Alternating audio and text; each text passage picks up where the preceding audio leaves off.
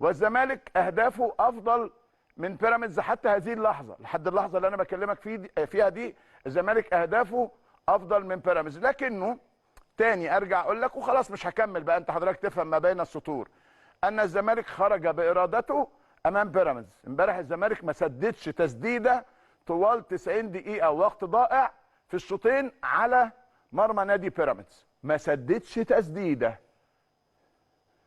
والكره الوحيده التي وصلت الى مرمى نادي الزمالك بيراميدز سجل منها هدف. انا ما بتهمش حد بحاجه، لكن بقول لك انه حته التركيز، حته عدم الاهتمام، حته انه روحي على الفانيلا، وكان شعور عام عند الزملكاويه، يعني الجميع، المدرجات فاضيه، السوشيال ميديا مش عايزين المباراه وحاجات كده، فكلها حاجات كده في الاخر ايه وصلت لده.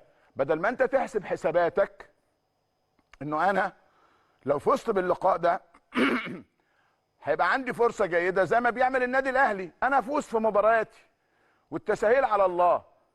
فبدل ما انت تحسب حساباتك بشكل جيد ان الفوز بالنسبه لي مهم جدا وهيضع المنافس تحت ضغط، ومن ثم اعود الى بطوله الابطال الافريقيه. حتى الزمالك لما حصل على الكونفدراليه جمهوره فرحان وسعيد وكل حاجه، لكن هو عارف انه دوري الابطال بيفرق كتير جدا. عشان ما ترجعش بعد سنين بقى، ربنا يدي الجميع العمر يعني، وتتكلم على نادي القرن انت لا تشارك في البطوله اللي اصلا بتدي لك تصنيف.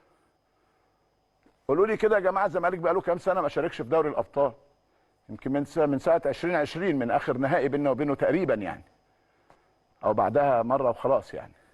فحتى المركز الثاني اللي كان الزمالك على الاقل بيحصل عليه، لانه الاهلي حصل على 44 بطوله، الزمالك اظن 14 بطوله، والباقي الزمالك كان بيبقى بيتارجح ما بين المركز الثاني او مراكز بعدها. حتى المركز الثاني الذي يؤهل الى دوري الابطال الافريقي انت بتفرط فيه بكل سهوله، فلا تلومن الا نفسك.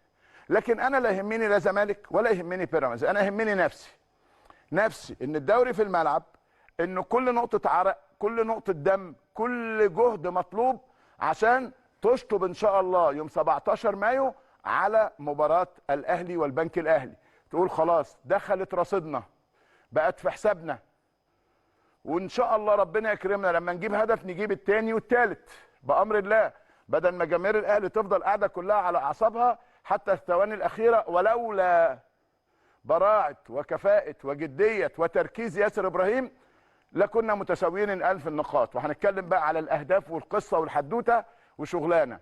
لا تفرط في شيء بايدك. وبعدين حاجه تانية، انت لا تنتظر هدايا من الاخرين. احنا مش منتظرين هدايا من الاخرين، احنا منتظرين احنا اللي بنفسنا بايدينا، لان انت اللي سايق، انا اللي على مقعد القياده، فانا اللي سايق، اعرف اروح يمين، اعرف اروح شمال، اعرف امشي على طول، اعرف اخد غرزه، اعرف ازود السرعه، اعرف ابطئ السرعه.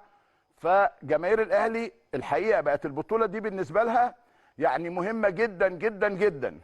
لا يمكن للاهلي ان يخرج صفر في الموسم.